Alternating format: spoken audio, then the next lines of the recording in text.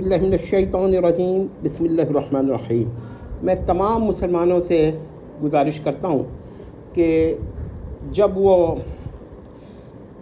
وراثت کا مسئلہ ہو، یعنی کسی کا انتقال ہو جائے، اس کی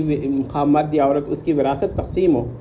تو اگر اس کے بیٹے یا ورثہ میں کوئی جہلمی صاحب کے عقائد سے متفق شخص ہے یا ان کے لیکچرز ہی سنتا ہے اور غور ان کی تائید کرتا ہے، تو اس کو احتیاط یہ ہے کہ وراثت سے کسی نہ کسی طریقے سے محروم کیا جائے۔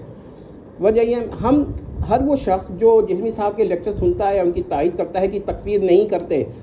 یہ یاد رکھیے۔ لیکن اگر وہ جہلمی صاحب کے اس عقیدے کی تائید کرتا ہے یا اس کو یقین رکھتا ہے کہ انسان مرنے کے بعد منی گاڈ بن جائے گا یا اللہ کی صفات میں شامل ہو جائے گا، تو اس صورت میں اس کو کوئی وراثت نہیں ملے گی۔ ہاں، اس کے علاوہ اگر وہ یہ کہتا ہے کہ جہلمی صاحب نے جو کہا ہے، مثلا رب کا لفظ جو ہے اضافت کے ساتھ غیر اللہ کے لیے استعمال ہو سکتا ہے، اسی طرح منی گاڈ کا لفظ یا مخلوق اور گاڈ کا لفظ غیر اللہ کے لیے استعمال ہو سکتا ہے، یہ والا بات بھی کہتا ہے یا اس سے متفق ہی ہے، تو اس کو بھی وراثت سے محروم کرنے کی پوری کوشش کی جائے۔ کوئی بھی قانونی طریقہ اختیار کیا جائے، کوئی غیر قانونی بات نہیں کر رہا، کیونکہ ایسے شخص جو ہے وہ وراثت کا حقدار ہی نہیں ہے۔ لیکن ہم پھر بھی یہ کہتے ہیں کہ ہو سکتا ہے کہ اس کو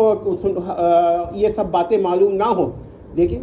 احتیاط یہ ہے کہ اس کو کسی بھی صورت سے کوئی بھی قانونی طریقہ نکال کر اس کو وراثت سے محروم کیا جائے، یا یہی سوال لے کر جایا جائے کہ منی گاڈ کا قائل ہے اور یہ اس وجہ سے وراثت سے نکل گیا ہے، یا مخلوق اور گاڈ کا قائل ہے، یا اس بات کا قائل ہے کہ اللہ تبارک تعالیٰ کے لیے جس طرح رب کا لفظ استعمال ہوا ہے اور کبھی اضافت کے ساتھ غیر اللہ کے لیے ہوا ہے، منی گاڈ، مخلوق اور گاڈ،